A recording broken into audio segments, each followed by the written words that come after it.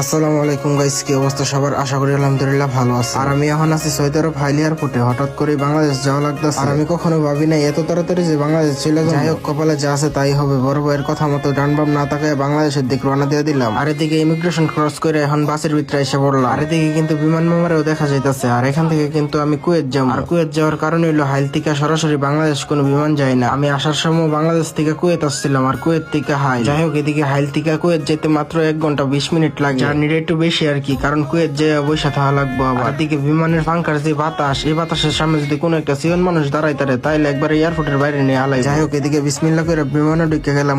বিমানের অফারে আমার হাতে টিকিটটা দেখানোর পরে আমার ভিতরে ঢোয়ার সুযোগ করে দিচ্ছে। আর এদিকে আরেক কাফা আমার জিগাইতেছে এবিডি সিটটা কোন।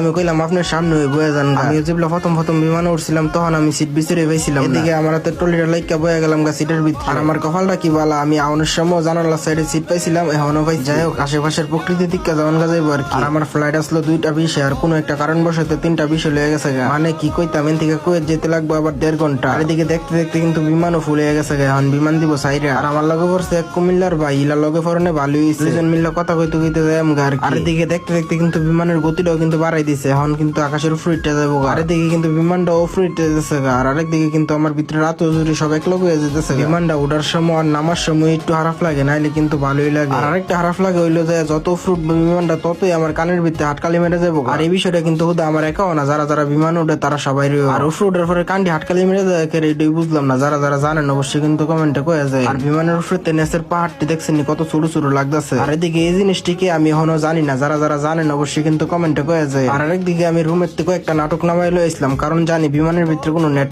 পাইতাম না। এদিকে নাটক দেখতে দেখতে আই পড়লাম কুয়েত এয়ারপোর্ট। দেখছেন নি, বুদ্ধি থাকলে ঘর জামাই থাউন লাগে না। আর এদিকে কিন্তু দেখতে দেখতে সন্ধ্যা হয়ে গেছে। এখন যাই বইতে ইমিগ্রেশন। সকালটা কিরকম হারাফ, আমার ফ্লাইট এসে 7টা 20 আর এই ফ্লাইট নিয়ে দিছে 10টা 20। আই হ্যাঁ রে, কাম সারছে। আর ফ্লাইট পিছনের কারণ হইছে আকাশে বলে বেশি কুয়াশা, তার লাগে 3 ঘন্টা পিছিয়ে দিচ্ছে। আর করার এদিকে সবাই লোক কথা টথা কয়ে সময়টা কাটাইতে হইব, কিছু করার না। এদিকে বয়ে থাকতে থাকতে লাগিয়ে গেছে হিদা। আর এয়ারপোর্টে এই দোয়ান হয়ে আছে, হোটেল থাকলে না কোনো তা হাওন যাই লইলে। এদিকে হুক না হওয়া হাওয়ান লাগবে। আর একদিকের যে দোয়ানের কেশিয়ার হেতের বাড়ি বলে ইন্ডিয়া, তার লাগে কইতাছে এরা বলে ভিডিও লইতা। ইয়ার করার বেড়া যেতে শখ করছে, তার লাগে একটু ভিডিও লয়ে লাইলাম আর কি। আর এদিকে একটা পানির বোতল একটা রোল লইলাম। আর এটির দাম হইনা তো আমার বিচি মিচি কান্দু উঠতে গেছিল। আর এই ছোট একটা পানির বোতল বলে 7 রিয়াল, আর রোলটা হইছে 8 রিয়াল, বাংলার 400 টাকার উপরে। আর এদিকে কিন্তু আমার ফ্লাইটের সময় হয়ে গেছে।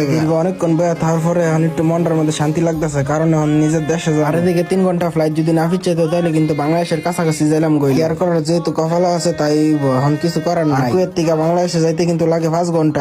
এই 5 ঘন্টা বয়ে থাকতে হইব বিমান। আর আমার লাগে আজকাল জার্নিটা একটু বেশি হয়ে গেছে, কিছু করার নাই। আর এদিকে বিমানের উপর থেকে কুয়েত শহরটা কিরকম সুন্দর লাগতেছে দেখছেন। আর একদিকে বিমানে বয়ে একটা চা অর্ডার দিলাম, কারণ